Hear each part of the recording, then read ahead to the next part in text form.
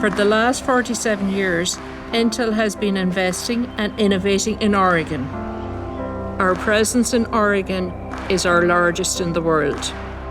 Intel's purpose is doing breakthrough innovations that improve the lives of every human on the planet. Intel's success depends on the health of our local communities. For generations, we have invested in and innovated with our technology and in our community. We don't just work in Oregon, we live here too. We're raising families here, volunteering in classrooms, and serving in community leadership positions. We are proud to call more than 22,000 Oregonians part of our Intel family. Our employees make up some of the brightest minds in the world. We also care deeply about Oregon's environment. We work continuously to minimize our footprint through sustainable water management, community-based water restoration projects, recycling and reuse of materials, and renewable energy development. These efforts are a fundamental part of our operations and a part of our promise to be a responsible member of the community.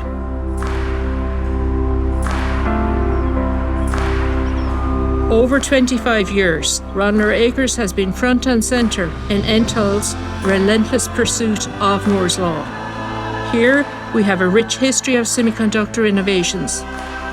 The engineers and technicians on this campus have continually faced and overcome the challenges posed by physics as the features of a chip have shrunk to the size of individual atoms.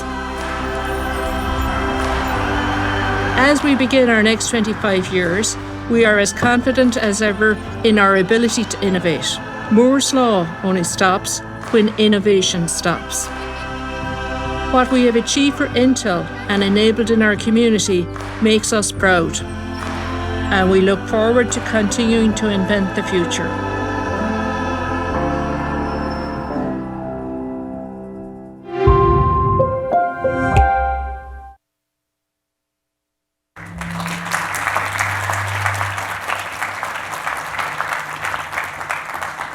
Good morning, everyone, and welcome to this special event where we reflect on our history and celebrate the future of innovation.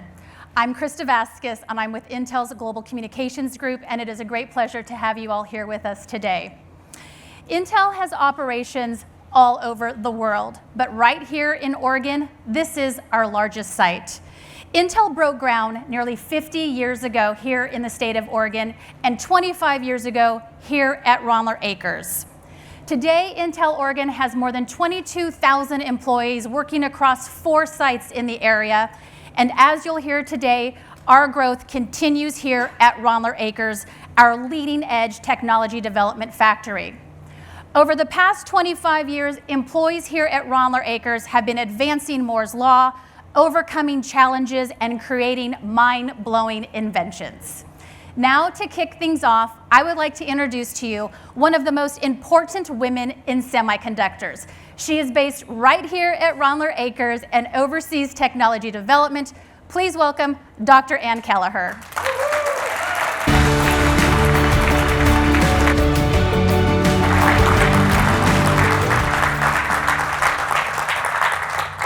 Good morning, everyone, and thank you for joining us on this snowy morning. Originally, when we set the schedule, we thought we'd get some sunshine, but it wasn't meant to be.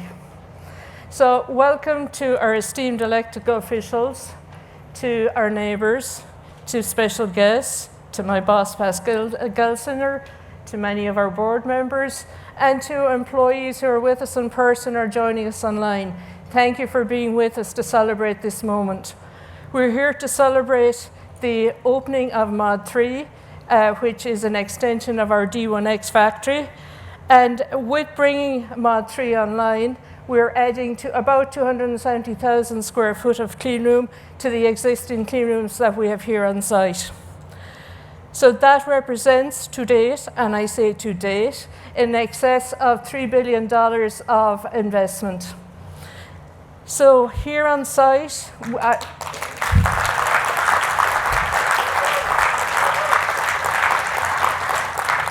and note I say to date. Every year I come with a bill to pass, so we continue year on year. We continue our investments here on site in terms of our world-leading R&D investments. So within here on site, we have about 10,000 employees working on research and development and manufacturing. That spans the skills of manufacturing technician to process engineer to research scientist, as well as a myriad of other skills among our employees. So it takes a village to do this work, and so this 10,000 employees are working in the buildings that are right next to us here. 25 years ago, or actually 26 this year, last year we celebrated our 25th anniversary for this site. But unfortunately, due to COVID, we couldn't have a celebration on site. So this is in part our celebration for last year, as well as our official opening of Mod 3. So when the site opened 25 years ago, the clean room space was 35,000 square foot of clean room. That was our first fab. And in that fab, we were processing dimensions of approximately 350 nanometer. Today, we have about 1.6 million square foot of clean room here on site, and we're processing down at the few nanometers in the technology. So that, if you look at it, the pure math, our clean room square foot has increased by about 50x, and our dimensions have decreased by about 50x. So the pressure is on for the next 25 years. This fab that we're opening today continues to enable us to deliver our promise of Moore's Law, where we continue to bring the world's most leading-edge technologies to enable the products that is in every part of the industry in the world, and to enable every person on Earth to become better because of it.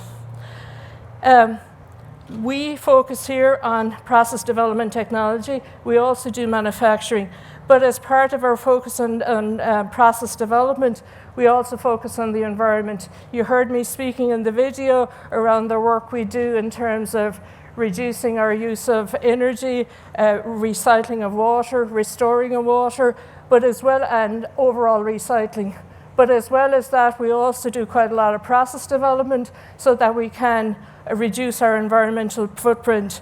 That has been our journey over the last 25 years, and that will continue to be our promise to both our neighbours and the environment globally overall, to be our journey over the next 25 to 50 years.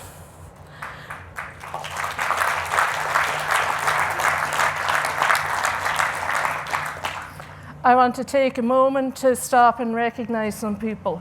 I'm going to start with our employees. This could not happen going from an idea in research to high volume manufacturing, could not happen without the collaboration and the dedication of many engineers. Many engineers within my research organization, within the technology development organizations, our partners in manufacturing, our partners in supply chain. All of that comes together with our equipment suppliers, with the construction, with the trades. It takes a village to make this happen. So I want to stop and say thank you to everyone who has been on this journey with us to make it happen.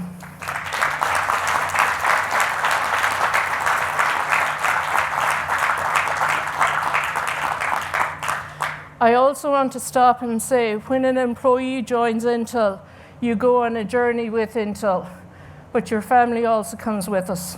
So I want to say thank you to the families, because the families are those who enable our employees to come with us, can be completely dedicated to us, and completely enable them to be very successful with us. So I want to say thank you to the families.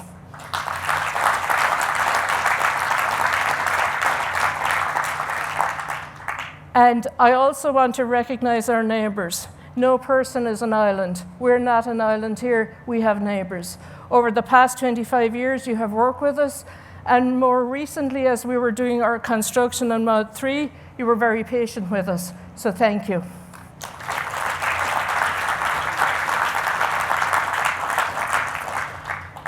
There is no way we could bring this many people into the clean room, which is why we're not all in the clean room to do its official opening. But as I said, there are many people involved in making Mod 3 happen. Mod 3 is in the photograph behind me. And I do want to recognize many of the people who are involved in that. I want to say thank you to the City of Hillsboro. I want to say thank you to PGE. I want to say thank you to Hoffman, J.E. Dunn, Slanska. I can continue with a very long number of people who supported us who are non-Intel people supported us. Then I want to say thank you again to Intel's construction team, Intel's corporate services, the TD factory infrastructure team, our supply chain teams. All of this came together to make this possible. I know when we did the first drop announcement in November of 2018 that we were doing this. We had a check, we sort of had a plan. I know Wayne is looking at me. We sort of had a plan, but we said we were going for it. And it's done, right? It is now handed over where we will be running silicon in it this quarter. So now, in terms of it's time to do the official opening, so I'm going to invite on stage members from corporate services, construction, the City of Hillsboro, PGE, Hoffman, J.E. Dunn, and Skanska. I know I can't get everybody on stage, but I'm seeing this group as representative of the overall work that was done. Also, I know there is a lot of work done by our trades, and there are many trades which support us, so I'm very appreciative of that work just as well.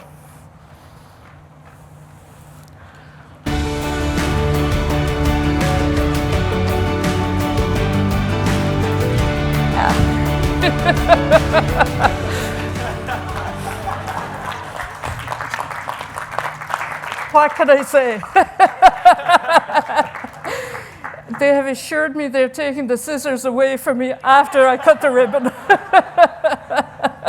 They're afraid I might get their budgets. So now,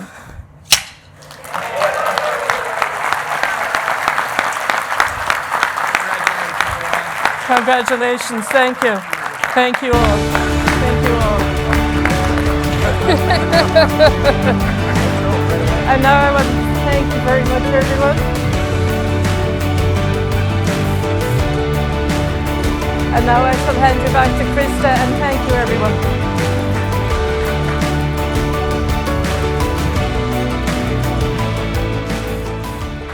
Thank you, Anne, and thank you all for joining her up on stage. Now we are honored to have guests here who are incredibly important, both for representing our state as well as our company back in Washington, D.C. Congresswoman Suzanne Bonamici, Senators Ron Wyden and Jeff Merkley, as well as Oregon Governor Kate Brown. Thank you so much for being here with us today. Let's begin with Congresswoman Bonamici, who has represented Hillsboro in the 1st Congressional District since 2012. As a member serving on the Education and Labor Committee, as well as Science and Technology, she has put STEAM education on the map. She is a champion of Intel's R&D, STEAM, and workforce initiatives and Oregon's export economy. Please welcome Congresswoman Bonamici.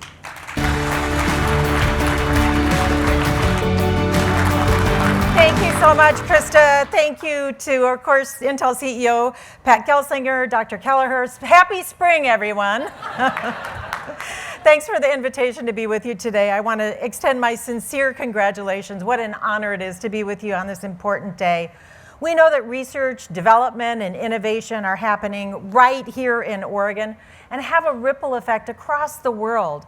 But Intel isn't just a global leader. Right here at home, the company has shown tremendous leadership locally to inspire students and families with access to STEAM education.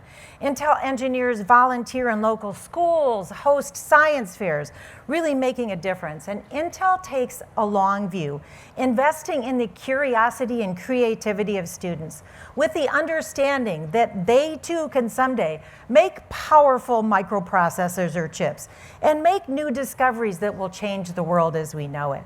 Now, I came to Congress a little more than 10 years ago in large part because of my passion for improving public education for all students. I serve, as you heard in that kind introduction, on the Committee on Science, Space, and Technology. I'm a senior member on the Education and Labor Committee and the co-founder of the STEAM Caucus. And STEAM is about integrating art and design into science, technology, engineering, and math to educate students to be creative problem solvers. And I've seen this in action when visiting schools, which is actually one of my favorite activities as a member of Congress. It gives you hope for the future. I've seen young people working collaboratively, building robots, developing apps that help people, like the recent one that a student made to help seniors access groceries during the pandemic.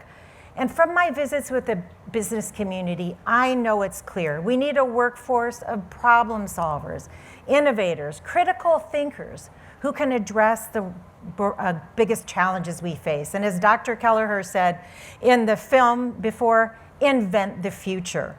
So in Congress, I've introduced the Building STEAM Act to expand resources and grant opportunities that will support STEAM education programs, and I'm grateful that it's included in the House version with the CHIPS Act bill in the House Competes Act, now known as the Bipartisan Innovation Act. The major legislation that's going to accelerate chip production in the U.S., strengthen the U.S. supply chain, and more. I look forward to, and I'm honored to be serving on the conference committee when Congress reconvenes later this month. So, we're committed. Investing in well-rounded, equitable access to high-quality education is an important part of enhancing our economic and technological competitiveness and leadership here in our state and in our nation. So I thank Intel and all the partners here today for all you do to expand opportunities for young students across the region and for all you do. Thank you again. Enjoy the celebration today. Thank you so much, Congresswoman Bonamici. Our next speaker has been representing the people of Oregon since 1998 when he was elected to the Oregon House of Representatives, and now he represents the people of Oregon in Washington, D.C. Senator Jeff Merkley serves on the Environment and Public Works, Foreign Relations, and Appropriations committees. On appropriations, he oversees federal R&D funding, which allows Intel to partner with the National Science Foundation on innovative research. Please welcome Senator Merkley.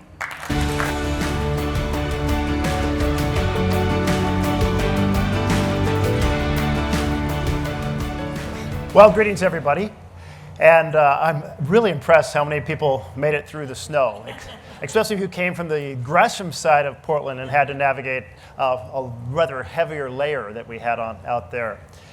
I was thinking about how nobody ever gets ahead by looking backward, and how that theme of just pushing forward into realms thought impossible has become possible time and time again through the work of the Intel engineers. In fact, just to be a little nostalgic, hard to imagine, 54 years ago, there in Menlo Park in Palo Alto, group of engineers, some dozen, getting together and saying, let's build these integrated chips, starting out with the fond title for the company of N&M, shortly saying, oh, let's make it a little bit more like what we're doing, integrated electronics, Intel. And with that name that has become famous all over the world. It was some years ago I had the chance to meet with Andy Grove. And he had a little office on a second story in downtown Palo Alto. And everything he said was about looking to the future and tackling the next obstacle. Hard to imagine that now we're talking about chips being produced here that are measured in single digits of nanometers, billionths of a meter. Just unbelievable to go back half a century and envision that being possible. There was an admiral in the Navy, Admiral Grace Hopper. And she liked to welcome new presidential fellows by pulling out a bundle of wire. And she would say, well, now this length of wire is when we were able to do one computer operation in X amount of time. And the wires got shorter and shorter and shorter. And she passed around these wires to a group of 5 of us new presidential fellows. And she said, you know, think about how long a wire will be a few years into the future. And I can't even imagine, I didn't do the math. I was sitting here thinking I should have done the math this morning, but it's probably almost unmeasurable now in terms of the speed with which electrons move through a piece of wire for a single operation. But it's another way of kind of physically thinking about that, what we have achieved, what you all have led the world in achieving. So here we are now employing 21,000 workers in Washington County. Thank you very much.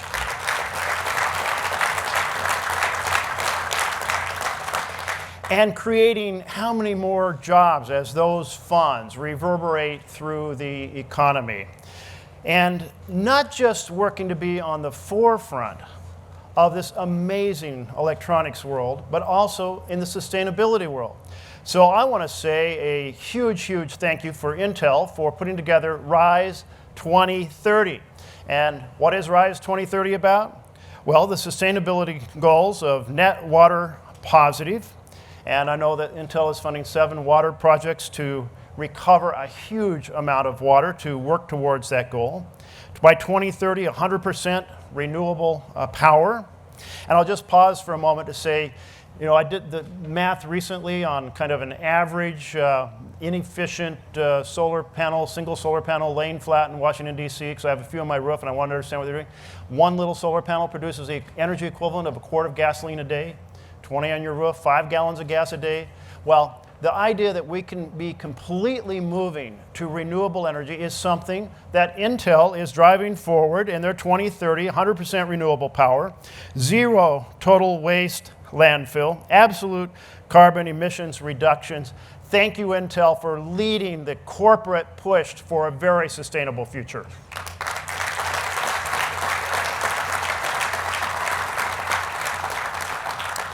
And then let's talk the CHIPS Act.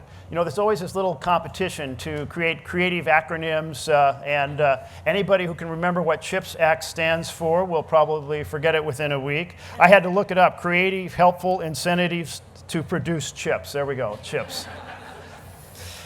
I think there should be an annual contest for the best bill acronyms. Well, so we passed this as part of the 2021 National Defense Authorization Act, but it has to be funded. And that's where the next bill comes in that we passed last week and are sending to conference.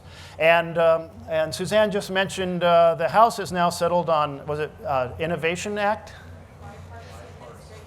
This has gone through every possible name in the world. I mean, this was USICA, and everyone's, what's USICA stand for again? And we talked about innovation, we talked about Made in America, we talked about America Competes, and I think when we passed the bill last week, it was still America Competes in the Senate, but that's one of the things the conference committee can work out, but not the most important thing. I mean, this bill, the combination of the CHIPS Act and American Competes, refundable tax credits, massive amounts of research, federal match for state and local incentives. We want America not to be a follow the rest of the world in the production of chips or hold a small percent of the production of chips. We want the United States of America to be the world leader in producing the electronic chips here on planet Earth.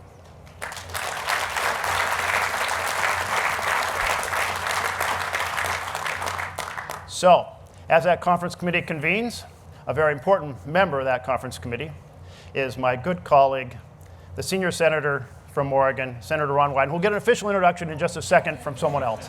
Thank you all very much. It's a pleasure to work in partnership with you.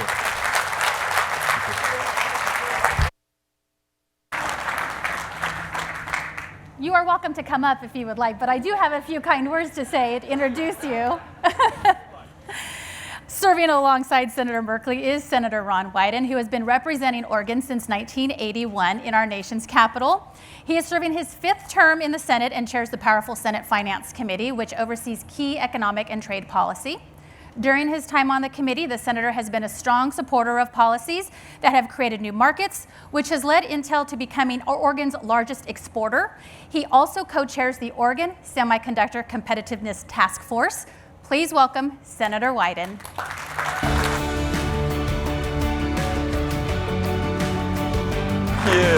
Thank you. Well, first of all, let's talk about what we know for sure. Neither snow, nor sleet, nor rain can derail Intel from bringing us good news this morning. And what this good news means is lots of sunny days ahead for good-paying jobs and cutting-edge innovation here in Oregon. So big congratulations, and I want to say particularly to Pat Gelsinger and Ann Kelleher, you all are the Damian Lillard and Clyde Drexler of semiconductor fab production.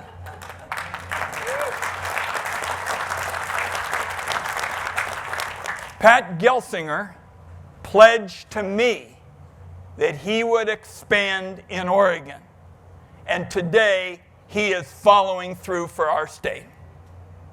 It is a red letter day with such good news, and we actually have a blue ribbon task force to keep working to generate good paying jobs. Our task force held its first meeting a couple of weeks ago, and it's clear that our co-chairs, Governor Brown and PGE CEO Maria Pope, and all the panelists, to parlay a phrase from the field, are laser focused on creating more red letter days like this for semiconductor jobs. The task force is working on 3 priorities. 1, computer chips are the beating heart of Oregon's 21st century economy. 2nd, Oregon has long proven to be a linchpin in American chip manufacturing, creating tens of thousands of good-paying jobs in the Silicon Forest and throughout our state. And 3rd, it has become clear that we're all going to work together to update our playbook to build on our state's strengths to keep Oregon growing this crucial industry right here in Oregon. And I want you to know, as chairman of the Senate Finance Committee, I'm going to be working with Senator Merkley, and we'll be on that task every single day.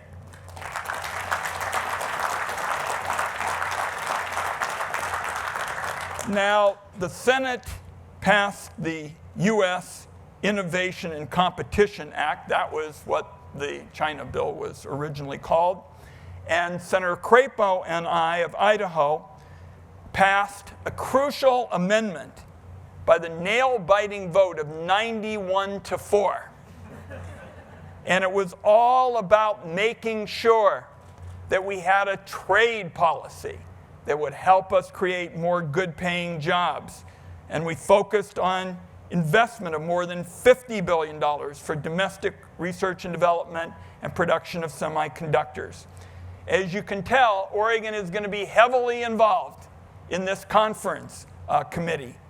And these conference committees are not for the faint-hearted, folks. This is a hugely important issue. We finally, and Senator Merkley was with me on this all the way, it took us several weeks to take away normal trade relations from Russia. So this is going to be a challenging exercise. The House bill, the Senate bill are different. We're lucky to have Congresswoman Bonamici and I believe Congressman Blumenauer from the House. So we're going to be well represented and we can get this done. And I'm going to close with just one kind of comment because it's kind of hard to follow all the sausage making back there in DC. What we're focused on is building a full toolkit for America to lead on semiconductors. So that means research, which very often involves grants, and it also means changes in tax policy.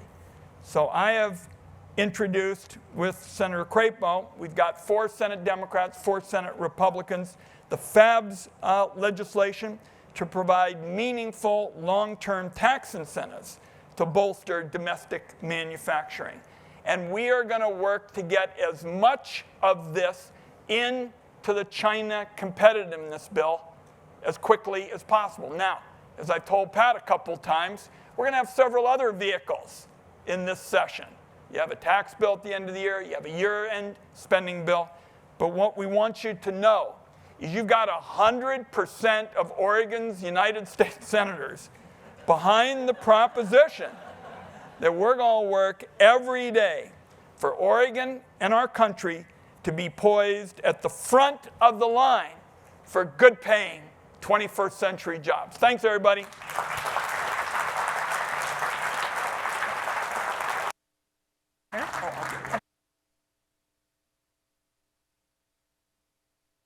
Kate Brown is Oregon's 38th governor and has had a long career serving the state of Oregon and advocating for working families.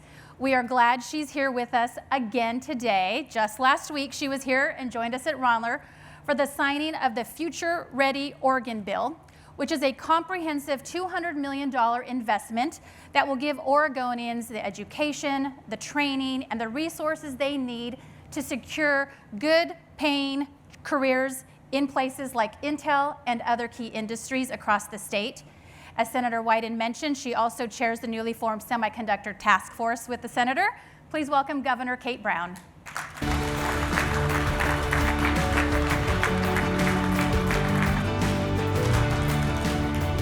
Thank you so much, Krista, for that very generous introduction, and good morning, everyone. I'm glad you were able to make it through the snow and the sleet.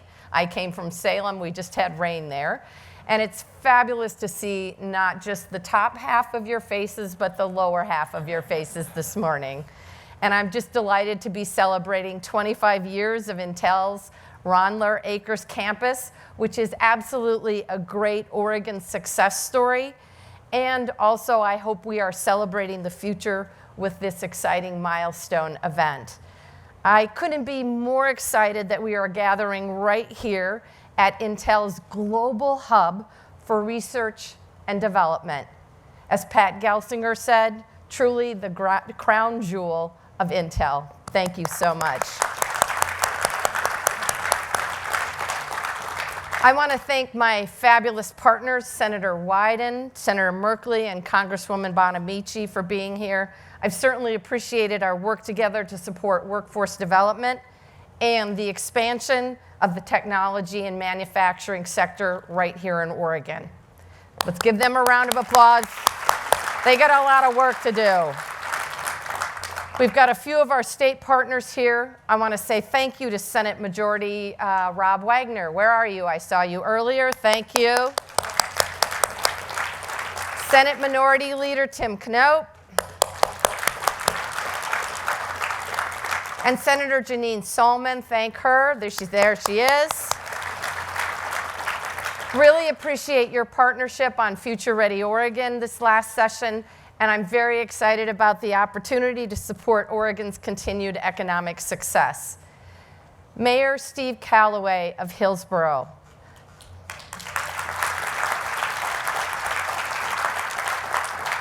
The work you have done to support the kind of public-private partnerships that have made Oregon and Intel's relationship so special has truly been incredible. I am so incredibly grateful for your leadership. Thank you. Intel first landed in Oregon in 1974 during the administration of the late, great Governor Tom McCall. Since that time, Intel has truly become an integral part of the state, employing nearly 22,000 Oregonians. Intel continues to be a leader in cutting-edge technology and continues to grow. Just look at the incredible Mod 3 expansion right behind us or right beside us. And to this day, Intel truly continues to be the heart and soul of Oregon's semiconductor industry and truly Oregon's economic engine. Thank you.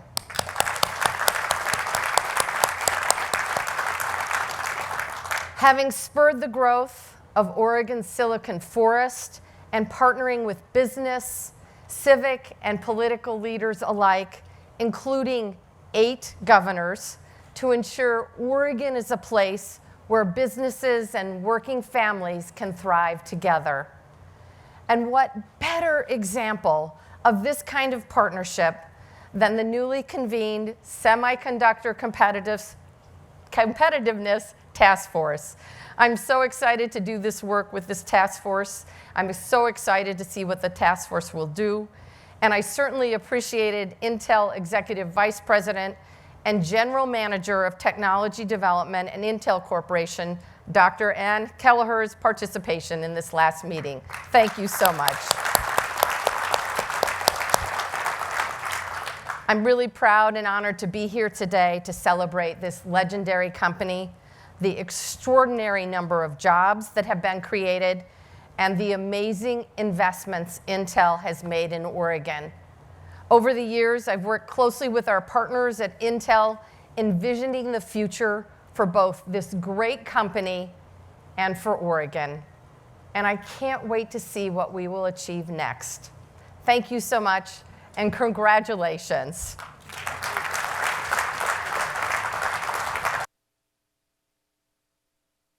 Thank you, Governor Brown. Now, our next speaker was actually one of the first engineers to work here at Ronler Acres. And among one of his accomplishments, one of many of his great achievements actually, was being on the team of our 486, which was Intel's most important chips. Well, that engineer is now Intel CEO, Pat Gelsinger. Welcome, Pat.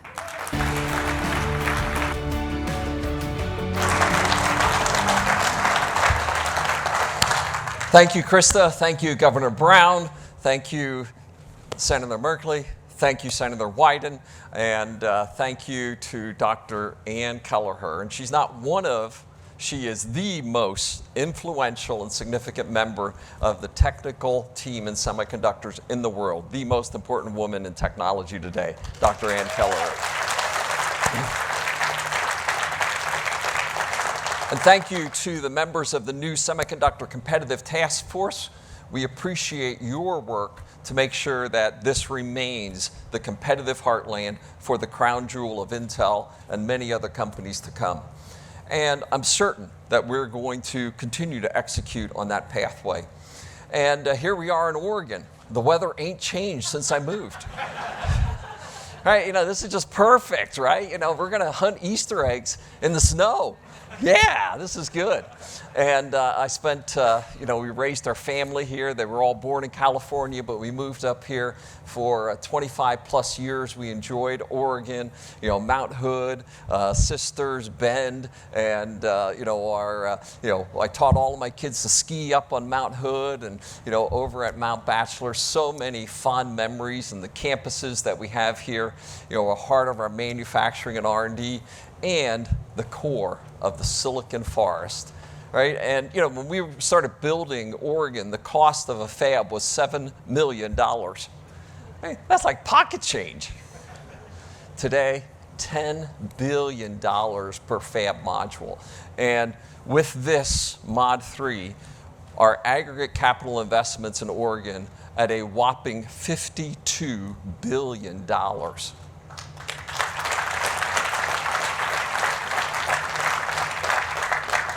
And our now 22,000 employees, we added 3,500 employees last year. Wow, they're like rabbits. They're just popping up all over the place, right? And this is across the job spectrum. Some of the brightest PhDs on the planet to entry-level workers that we train to come into the fabs across the whole spectrum. And a third of our hires had non-traditional academic backgrounds like me, coming through community colleges and tech schools. And our community efforts, our employees, alumni, and technologists here, are truly inextricably linked to the community and the success broadly. And just last week, here at Ronler Acres, the Future Ready Oregon bill. So thank you, Governor.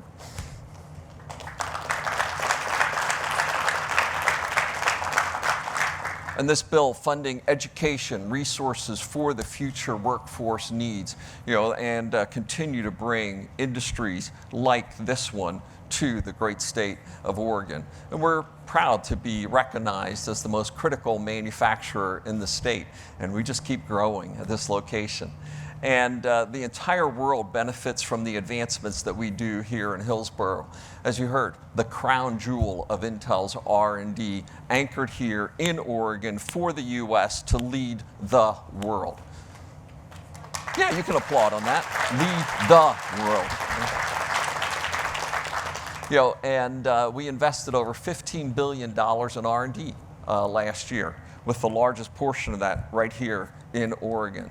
And we need to continue to invest in research. And you've heard, several of our political leaders talk about the Bipartisan Innovation Act. Do I got it right? Yeah, I think so, right? There we go, right? And the strong contingent of Oregonians is part of that, and the work on the FABS Act. But also, one more thing you need to work on is the R&D deductibility. And for the first time in I think now we're at 70 years, right, that would not be deductible. We would have the most regressive R&D policies of any advanced nation in the world. So just one more on your list. It's gonna get fixed. Thank you, sir, thank you. Yeah, this quarter we have to recruit for the first time in decades, R&D. So I'm rather upset about this one. And with that, we do hope that Congress can get these done to continue to assure the competitiveness and guarantee that U.S. continues its leadership position in innovation for the world. We need innovation. We need manufacturing. It isn't just software down in Silicon Valley, it's manufacturing, building at scale. And Andy Grove said that manufacturing and innovation in semiconductors are inextricably linked. I believe that fundamentally to be the case. And as we continue our progression through CHIPS Act funding, through BIA, BIA, is that the right way to phrase it? I deeply appreciate the Oregon members to drive that aggressively, and I'm praying for Memorial Day, right, to be done. So that is my goal for when we complete the conference process, okay? And we do believe that the world simply needs more every aspect of human existence is becoming more digital. Everything digital relies on semiconductors. We need more semiconductors. We want the U.S. and Oregon to continue to lead that parade. Intel is doing its part. We've put our chips on the table, as I like to say. We're investing in the insatiable demand of semiconductors. We're investing in domestic manufacturing capacity. And Oregon has just been an incredible partner thereof. This Oregon facility, the crown jewels of Intel, has just continued to grow and expand. Part of the reason I was so excited to come back to Intel to be the CEO was the great legacy of the leaders of Intel. As I like to joke, I went through puberty at Intel at the feet of Grove, Moore, and Noyce, the trinity of the semiconductor industry. Andy Grove, the famous leader, Bob Noyce, the famous inventor, Gordon Moore, the famous futurist. But in particular today, Gordon Moore. Intel would not be Intel without Gordon Moore. Intel has been devoted to the relentless pursuit of Moore's law, that simple observation, this doubling of transistors. And as you think about that, we have said that Intel, we will continue the relentless pursuit of Moore's law until the periodic table is exhausted. We ain't finished.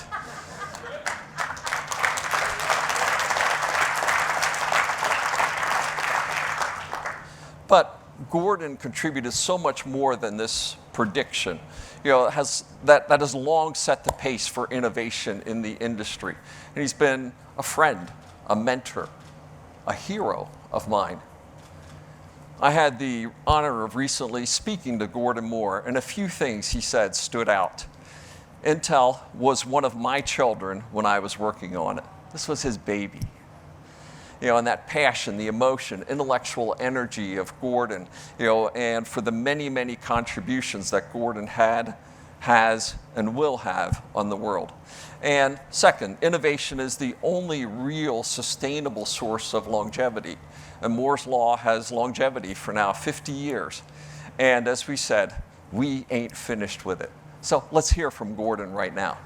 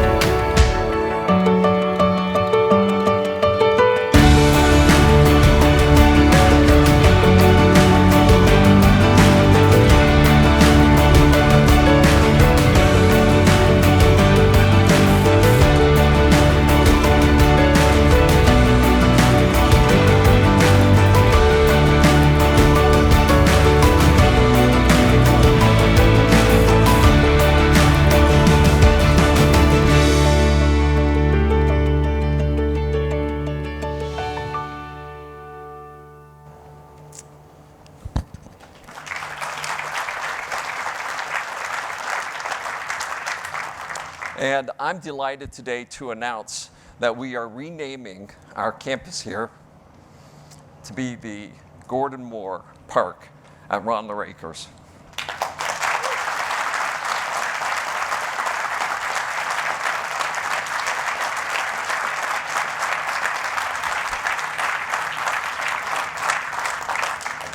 This building behind me, now known as RA4, now is the Moore Center.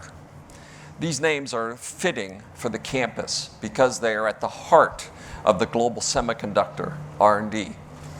There's no better way for us to honor Gordon and the profound impact he's had on this company than by bestowing his name on this campus and on these buildings, and just to recognize his tremendous role and accomplishments in our industry. And when I told Gordon about our plans to do this, do you know what he had to say? He said, "Just spell my name right." Well, Gordon, I hope we did you proud. Thank you for being an innate, inextricable part of Intel. The world thanks you, Gordon. Every employee at Intel thanks you. Your name will have longevity for decades to come. Thanks for everyone for sharing this special moment with us today. It's a great day for Intel. It's a great day for our industry. And it's a great day for our founder, Gordon Moore. Krista, back to you. Thank you, Pat. That was such a wonderful tribute to our founder. Thank you so much. And on that lovely unveiling, I would like to thank all of you for joining us today. It is remarkable to think about Intel's history in Oregon, not just what our brilliant employees have accomplished over the last 50 years, but the great partnerships we have with our suppliers, our customers, our community members, as well as our government leaders. So thank you all so much for being here. Thank you so much for joining us on the web. We'd like to leave you with some beautiful pictures of our campus. And for those of you joining us here in the room, please do check out our technology showcase, which is right behind the stage. Enjoy some refreshments, get a goodie bag, and thank you so much again for being here today.